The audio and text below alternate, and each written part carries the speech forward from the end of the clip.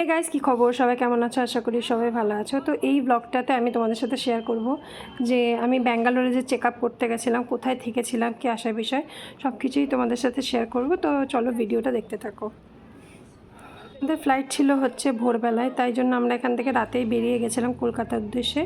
আর এখানে বোন আর স্কুবি বাড়িতেই ছিল। তো মাঝপথে আমরা এক জায়গায় একটুখানি ডিনার করে নিয়েছিলাম। মা তরকারি রুটি খেয়েছিল আর আমরা থালি নিয়েছিলাম।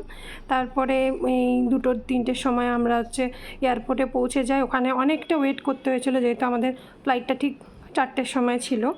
তো সেখান থেকে বোর্ডিং পাস নিয়ে আমরা গিয়ে অনেকক্ষণ অপেক্ষা করি। আর মা এখানে ওয়াশরুমে একটুখানি এক্সারসাইজ করে নিচ্ছিল।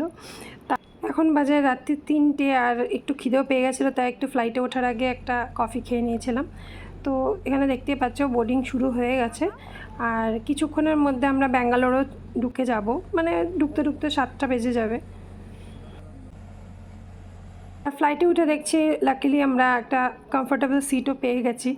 মানে এটা আশ্চর্য, মানে লাকটা ওই অবধিই কাজ করেছে। তারপর থেকে যা রিপোর্ট এসছে, যা অবস্থা হয়েছিল আমার ফ্যামিলির, মানে এখন ভাবলে সেটা সত্যি আশ্চর্য লাগে যে কিভাবে তারা সহ্য করেছিল।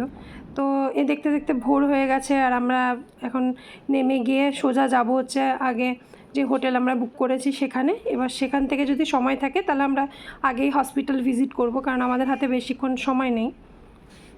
ক্যাবও এসে পড়েছে আর আমরা বেরিয়ে পড়েছি। আর ব্যাঙ্গালোরের রাস্তা সত্যি খুব সুন্দর। তো আমরা যে হোটেলটায় ছিলাম একটু আবাসন টাইপেরই, তো খুব ভালো পরিষেবাও ছিল। আর এখানকার মালিকও খুব ভালো, এখানে বাঙালি পরিবেশ পাবে। তো তারপরে আমরা জাস্ট লাগেজটা রেখেই মানিপালের জন্য বেরিয়ে গেছিলাম, ওখানেই আমরা লাঞ্চ করে নিতাম। আমরা যে ডাক্তার দেখাতে এসেছিলাম সে সেদিন মানে 1 মাস মতো ওখানে অ্যাভেলেবেল ছিল না, তো তাই আমরা অন্য একজন ডাক্তার সাজেস্ট করা হয়েছিল, তাকে আমরা দেখিয়েছিলাম। তো ব্লাড টেস্ট কতগুলো করতে দিয়েছিল, তো সেগুলো করিয়ে এসে আমরা একটুখানি এখানে লাঞ্চ করে নিচ্ছিলাম, দোসা, চা এগুলো। তারপরে অনেকক্ষণ অপেক্ষা করতে হয়েছে, আর এখানে রিপোর্টও চলে এসেছে। তখনও জানতাম না রিপোর্টের কী অবস্থা। তারপরে এখানে আমরা বাড়ি চলে আসি, মানে যেই হোটেলে আছি সেখানে চলে আসি। এসে একটু চা বিস্কিট টিস্কিট খাই। সবার মন খুব খারাপ ছিল। রাত্রেবেলা আমরা জাস্ট দেখতেই পাচ্ছ ডাল সেদ্ধ ভাত খেয়েছি। পরের দিনের এইটা ভিডিও, যেটা হচ্ছে আমরা লাস্ট ডাক্তার ভিজিট করতে গেছিলাম। সেখানে মা আর আকাশ হচ্ছে চাউমিন আর ফ্রাইড রাইস খেয়েছে, আমি একটুখানি ফ্রাইড রাইস খেয়েছি।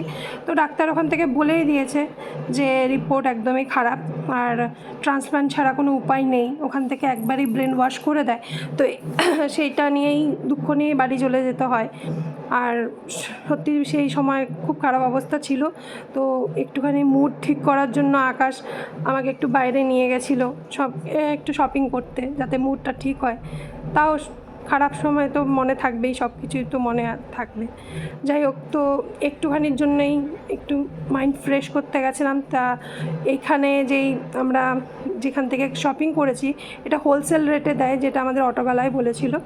আর সত্যি শাড়ি কালেকশন দারুণ ছিল, শাড়িগুলোও খুব সুন্দর ছিল। তো তোমরাও কোনো সময় ব্যাঙ্গালোর গেলে এখান থেকে অবশ্যই কেনাকাটা করো, খুবই ভালো। তো এখান থেকে যেগুলো শাড়িগুলো নিয়েছি সেটা হচ্ছে আকাশের মার জন্য একটা, বোনের জন্য এটা নিয়েছি।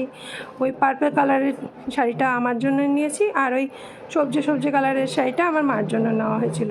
এখানে সব মেয়েদেরই কালেকশান ছিল, ছেলেদের কিছু ছিল না, বাট শাড়ির কালেকশান হিউজ ছিল। তো তোমরা গেলে অবশ্যই ভিজিট করো, খুব সুন্দর। সেদিনই আমাদের ফ্লাইট ছিল, তো আমরা খুব তাড়াহুড়ো করছিলাম। আর সেদিন থেকে আমি একটা জিনিস লক্ষ্য করেছি, আমার এক ঝটকায় 7 কেজি কমে গেছিলো।